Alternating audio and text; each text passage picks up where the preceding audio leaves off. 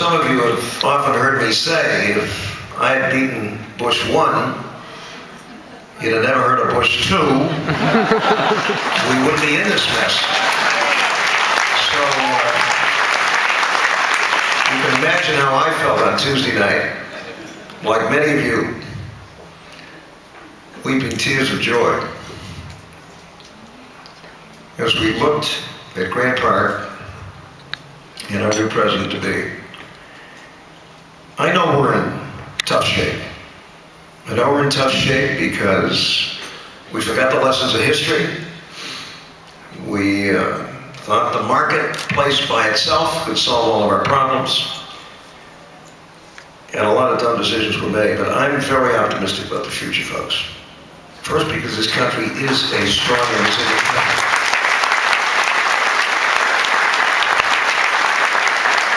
And secondly, we are going to have new leadership, which has a very different worldview and understands that government, properly led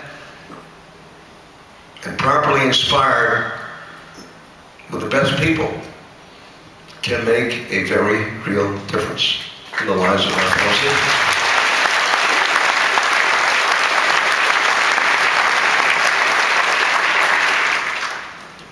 I was blessed with the best team of people that ever served in state government, and many of you are here tonight.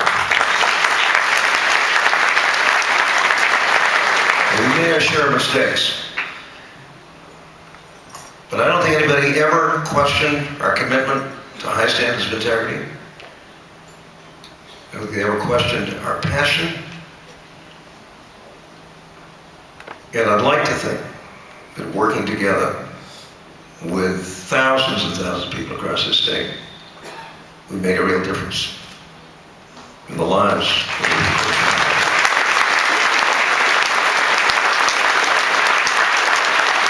And that's one of the reasons why I'm really so optimistic about the new administration, because I sense the same kind of commitment, the same kind of passion, and the same kind of willingness to work hard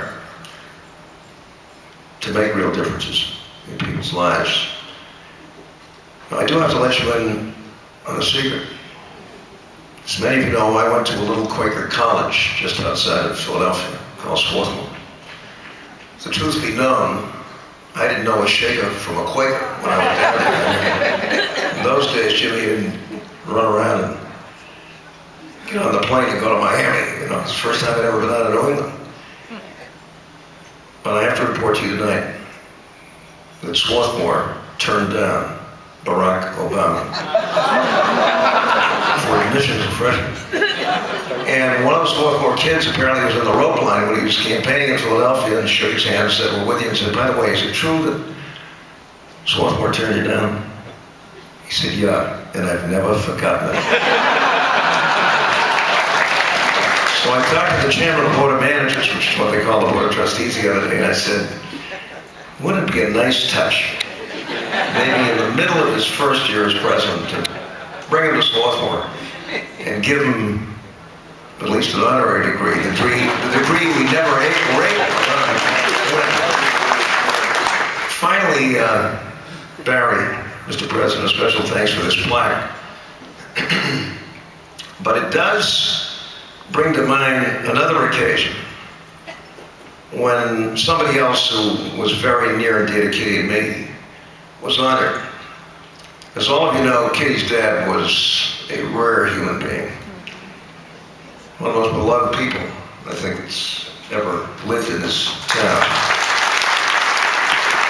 And the best father-in-law I could possibly ask for. Although, like his daughter, he had, shall we say, he was somewhat volatile. He had highs and he had lows. In any event, the city of Somerville, where he grew up.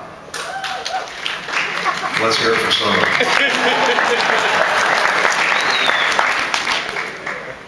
I'll never forget when a fellow named Howard Carr, who some of you know, twice from time to time, started doing a number on Somerville. There were a group of kids.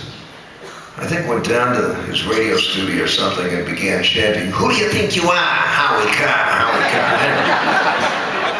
Say something on the side of honor, Kitty's dad, by naming the library in the new Winter Hill Community School for him.